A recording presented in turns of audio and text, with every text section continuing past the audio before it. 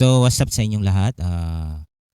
So ngayon lang ako nakabalik sa pag-vlog. So tungod ning vlog, nag-vlog na ta. So bumili pala ako ng DG controller, 300 MK to. So bago lang siyang dumating. So before ko paki-subscribe naman sa aking YouTube channel, Binja Binji Indino. I-click lang yung button notification para updated kayo sa sunod kong upload. So thank you so much. So ayun lang mo katingala nga usahay magtagalog, usahay magbisaya tungod kay pure ko nga taga Cebuano. So sabta na lang na ang akong tingog or akong sinultihan. So ang pinaka pan talaga nako sa about sa DG guys, si Ginny Preston. So pinaka pan ko talaga yan. So ngayon nga 2024 hanggang ngayon. So doon ko kasi nagsugot sa pag DG. So padayon ta, usbon ko bumili po ako ng DG controller, 300 MK2. So in order ko sa Lazada. So medyo matagal po siya dumating. So makita nyo, so akala ko kasi maliit lang. So medyo may pagkalakihan pala ito na DG controller na 300 MK2. So may pagkabigat po siya. So ito naka-sale din siya sa Lazada sa pag-order ako sa anong December.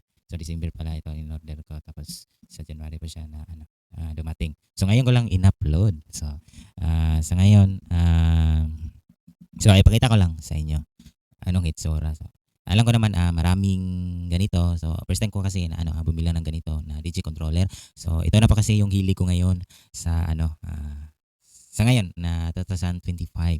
So gusto ko lang maranasan kung ano talagang feeling na isang DJ. So mao di ni nga itsura. So nice kayo ang carton nga gibutangan sa controller no. So mao ni siya ang itsura. So sobrang worth it ang gipalit na to nga DJ controller. So mao ni siya black color. So yun mao na ni siyang itsura nga DJ controller 300 MK2. So color black. So ito yung napili na ko nga DJ controller. So gusto ko naman yung Pioneer DJ, kaso lang gusto lang ko nga gano'n siya Hercules. Ano ba yan? Basta mao na to. So mao siya na ay siya yung mga mga sample niya iyang USB. So sumpay sa laptop. So mao na ni siya. So nakita na ninyo. So first time ko makagunit ng ani nga butang. Sa taman di man ta hilig ani sa una. Karon naman hilig na to nga pag DG no. So kita maguna inspire ko sa uban. So dati nung bata pa lang ako mahilig talaga ako sa mga mga sounds ng ganyan. Pero ito nanganday sa gani. But ang gusto lang mo ta ako palit pag kanarang gamay lang siya. Lang di kayo siya bugat sa budget pa.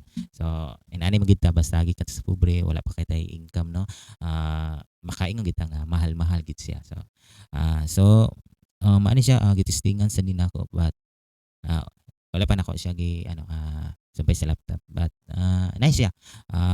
Very 100% po ako na makapagsabi na wala talagang damage.